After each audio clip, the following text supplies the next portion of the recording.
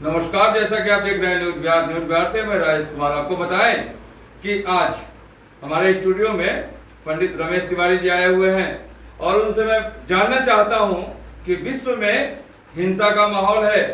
Israel और Hamas फिलिस्तीन में जिस तरह से युद्ध चल रहा है और लड़ाई चल रहा है, इस पर ही बातें करनी है।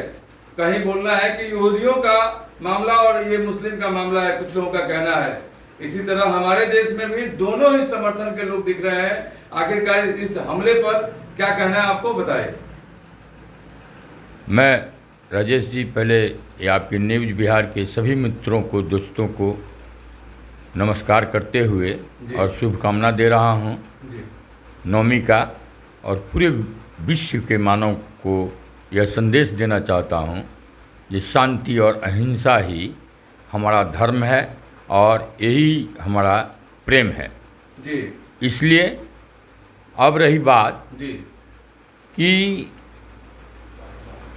कायरता हमला में बोलूँगा जी कि युद्ध जो होता है जी वो आमने सामने होता है और फौज के बीच में होता है। जी जी अगर फौज के साथ मतलब भी क्षम्भ युद्ध है जी या गुरिल्ला युद्ध है, यह भी होता है तो सैनिक के साथ होता है। जी जी लेकिन आम पब्लिक के साथ जी अगर कोई उसके ऊपर हमला करता है जी तो इसका जितना भी निंदा किया जाए जी यह कम होगा। और ये लोग कायर लोग हैं जी जिनकी हिम्मत नहीं है जी कि जा करके आमने सामने लड़ सकें, वही किसी भी देश के नागरिक के साथ जो निहत्थे लोग हैं उनके ऊपर अत्याचार करते हैं। जी इसी को आतंकी हमला कहा जाता है। जी अगर जिन लोगों को अगर दम है, सामर्थ्य है, अगर तो आमने सामने लड़ाई होनी चाहिए और हुआ है। ऐसे तो मैं मानता हूँ जी कि बुद्ध और महावीर और सनातन में और गांधी के देश में कहीं भी हिंसा का विरोध किया गया है, हिंसा को स्वीकार नहीं किया गया है। शांति का माहौल बना करके शांति तरीके से समस्या का समाधान किया जा सकता है। इस बात को विश्व के बड़े नेता जो हैं उनको ढूंढना चाहिए और करना चाहिए। अभी भी फिलहाल मैं इस मुद्दे पर एक बात और कहना चाहता हूँ। मुझे जो ऐसा लगता है कि विश्व में हथियार बनाने वाले देश या कंपनियां जो हैं, जैसे अभी बात आती है इजराइल और हमास के बीच में ही, तो ये जो बात आती है इसमें ऐसा लगता है कि एक तरफ से चीन, एक तरफ से अमेरिका, और यह लोग जो है बाहर से बैठ करके और लड़ाने का जो मतलब ऐसा मतलब चैनलों से, टीवी चैनलों से ऐसे जो बात झलक कर आती है, ऐसा लगता है कि हथियार खर्च हो और पुनः हथियार बिके। इस साजिश के तहत भी लोग पैसा कमाने के लिए मानवता का रास कर रहे हैं।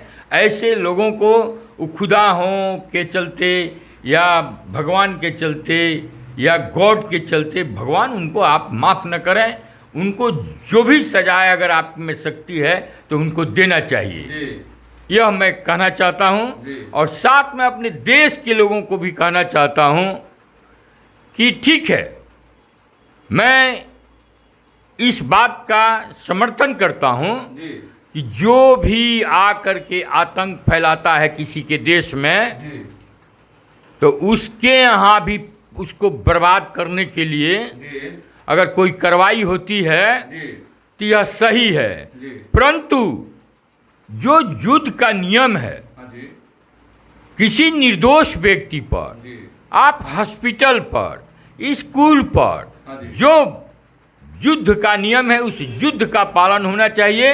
आम नागरिक पर किसी प्रकार का अत्याचार नहीं होना चाहिए, जुल्म नहीं होना चाहिए। अगर आप बड़े हैं तो आपके अंदर भी बड़प्पन होना चाहिए। अगर जो लोग भी आम आदमी पर अगर दुर्व्यवहार कर रहा है, जी। अगर अत्याचार कर रहा है, अपहरण कर रहा है, तो वह कायर है। हाँ जी। यह मुझे कहना है, अपने देश के लोगों को यह कहना है कि आप बंटे नहीं, और यह जो है,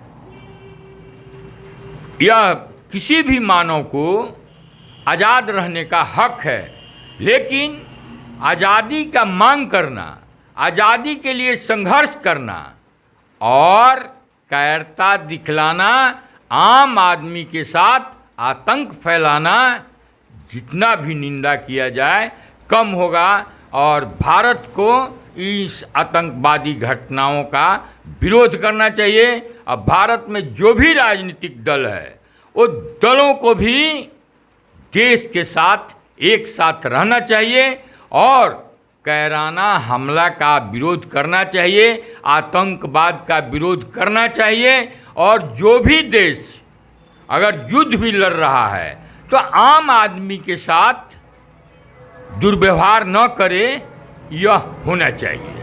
बिल्कुल बिल्कुल बिल्कुल।